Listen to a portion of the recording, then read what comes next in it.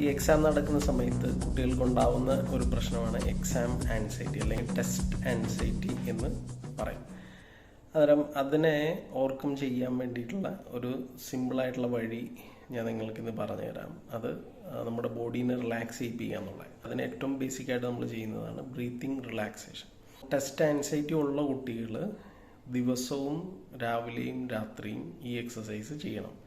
അത് 3 ബ്രീത്തിങ് എക്സസൈസാണ്. നിങ്ങൾ ഇരിക്കുന്ന ഒരു കസരയിൽ നിവർന്ന് ഇരിക്കുക, നട്ടലും തലയും സ്ട്രൈറ്റ് ആയിട്ട് റിലാക്സ് ചെയ്ത് ഇരിക്കുക.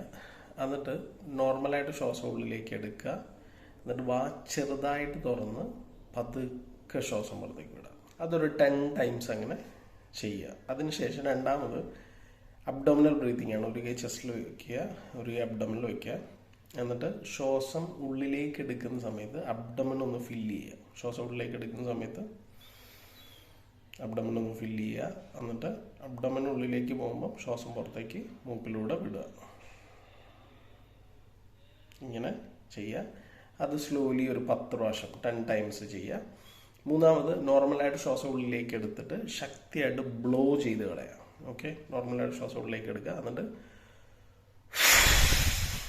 ഇങ്ങനെ നല്ല ശക്തിയിൽ ബ്ലോ ചെയ്ത് പുറത്തേക്ക് കളയുക. അത് 5 പ്രാവശ്യം ചെയ്താൽ മതി. ആ സമയത്ത് നമ്മുടെ ടെൻഷൻ പുറത്തേക്ക് പോകുന്നതായിട്ട് നമ്മൾ സങ്കല്പിച്ചുകൊണ്ട് ശ്വാസം ഊതി പുറത്തേക്ക് കളയുക. അങ്ങനെ ഈ 3 ബ്രീത്തിങ് റിലാക്സേഷൻ നിങ്ങൾ രാവിലെ ഫുഡ് കഴിക്കുന്നതിന് മുമ്പേയും രാത്രി കിടക്കുന്നതിന് മുമ്പേയും എല്ലാ ദിവസവും ചെയ്യുകയാണെങ്കിൽ നിങ്ങളുടെ ടെസ്റ്റ് ആൻസൈറ്റിയിൽ ഒരു കൺട്രോൾ ചെയ്യുവാൻ നിങ്ങൾക്ക് കഴിയും. ബേസിക്കായിട്ട് സിമ്പിളായിട്ട് ചെയ്യാൻ പറ്റുന്ന ഒരു എക്സസൈസാണ് ഞാൻ നിങ്ങൾക്ക് ഇന്ന് പറഞ്ഞു തന്നത്. നിങ്ങൾ കുട്ടികളെല്ലാവരും ഡെയിലി പ്രാക്ടീസ് ചെയ്യാൻ ശ്രമിക്കുക. ഓക്കെ.